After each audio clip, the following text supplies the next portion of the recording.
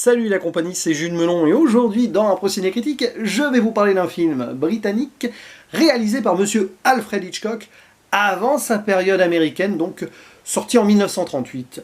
Une femme disparaît, The Lady Vanishes, qui est adapté d'un roman, comme c'est souvent le cas avec le maître du suspense, bien qu'il retravaille le scénario à sa sauce derrière. Et au casting, nous retrouvons pour la plupart des actrices et acteurs britanniques, donc, dont Margaret Lockwood, le premier rôle au cinéma de Michael Redgrave, et nous avons aussi Dame May Whitty, enfin Dame, parce qu'elle était créditée ainsi, et celle qui joue la Lady, justement, qui vanish, qui disparaît, comme quoi.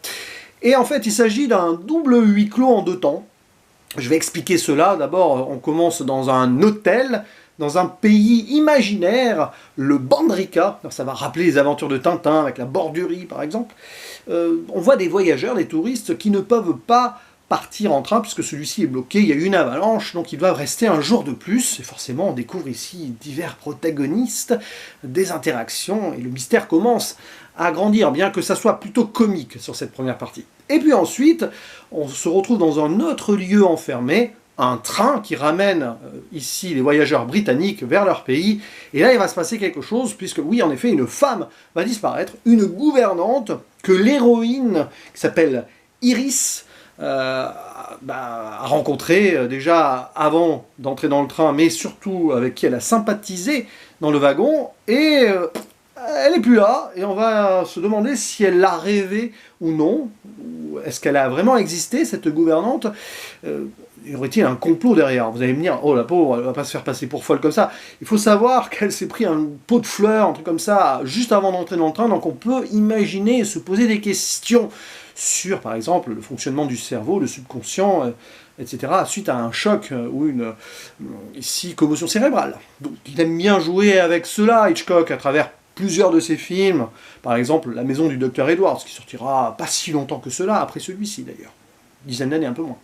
Et donc, forcément, on va se poser la question, avec Iris, si cette femme a existé, et si oui, pourquoi elle n'est plus là? Est-ce qu'elle est morte? Est-ce qu'elle est cachée quelque part? Est-ce qu'il y a un complot derrière? Qui serait cette dame? Vraiment une gouvernante? Mystère. Et au passage, elle va faire ami-ami, même si c'est très compliqué au début, avec Gilbert Redman, joué par Michael Redgrave, qui s'avère être un musicien qui étudie la musique à l'étranger. Voilà, donc il revient ici de ce périple, et c'est un peu compliqué au début, puisqu'il se rend compte dans l'hôtel en mode oh mais quel goujat et tout, et puis bon, très vite, il va y avoir des choses. Alors que pourtant Iris est promise à un mariage, elle était venue avec des amis, elle rentre seule, une fois rentrée chez elle. Et donc évidemment on va rajouter à toute cette galerie de personnages deux amateurs de sport, de cricket, une gire par cela, hein, attention comme ça, etc. Donc c'est un peu l'élément comique, mais en même temps ça va servir à l'intrigue. Il y a un avocat aussi avec sa maîtresse qui veut se marier avec lui, mais lui pas trop, parce que scandale peut-être. Voilà.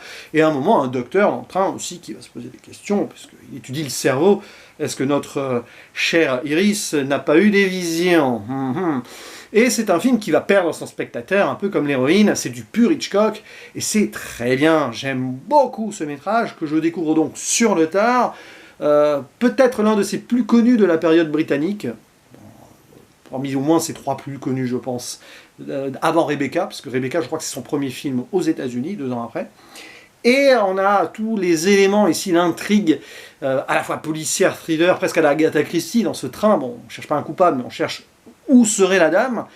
Et donc ce jeu entre les interactions, parfois c'est drôle, parfois c'est un peu pathétique, et c'est super bien écrit, justement, on s'ennuie jamais. Il y a des petits détails comme ça qu'on aime bien fulminer en nous pour voir si on va deviner ou non. Bon, après, c'est pas forcément l'intrigue la plus complexe du monde non plus, mais ça fonctionne très bien. Et j'aime bien l'idée aussi de commencer ce film de façon très légère, dans cet hôtel pour justement décupler les faux semblants. Déjà l'utilisation d'une langue imaginaire aussi, puisqu'ils sont dans un pays qui n'existe pas, sorte d'espéranto où on mélange toutes les langues, ça déjà fait travailler le cerveau, forcément. Puis après, dans le train, c'est plus terre à terre en soi, mais là aussi, quand même, il se passe des choses. À un moment, il y a une patiente qui arrive avec plein de bandages. C'est assez fascinant, quand même. Et puis, le final, je ne dirais rien de particulier dessus, enfin, avant la conclusion, mais c'est assez rare chez Hitchcock, il y a quand même des échanges de coups de feu, c'est presque une sorte de western avec toute proportion gardée, mais avec un assaut sur le train. Mais voilà. Bref, en tout cas, c'est vraiment dans le haut du panier de ce que j'ai vu de Hitchcock, mais en même temps, je n'ai pas vu vraiment de vrais mauvais films du monsieur, je l'avoue. Peut-être des films un peu plus oubliables, entre guillemets, et encore, ça reste toujours très bien une fois que tu as fini le visionnage d'un Hitchcock.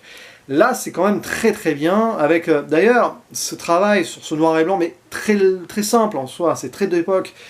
On voit que le chef-op avec qui il bosse, qui s'appelle Jack E. Cox, était habitué à bosser avec le Hitch, puisqu'ils ont fait une douzaine de films ensemble. Tout est bien huilé là-dessus. Actrice-acteur, ça fonctionne justement remarquablement avec ces interactions en mode je t'aime moi non plus ou pas, et tu m'agaces, mais en fait peut-être que non, et puis voilà. Et d'ailleurs, Margaret Lockwood, elle est au top dans cette prestation d'une femme perdue, qu'on essaye de faire passer pour folle ou pas. Est-ce qu'elle l'est vraiment? Est-ce qu'elle a un choc? Est-ce qu'il y a autre chose? Etc., etc., etc. Et d'ailleurs, il y a des plans aussi. Sur la mise en scène, c'est très classique, entre guillemets, mais c'est normal, c'est l'époque, hein, voilà. Mais il y a des moments où on a son point de vue subjectif, notamment après qu'elle ait reçu le coup, là, avant de s'évanouir, comme ça, kaléidoscopique un peu.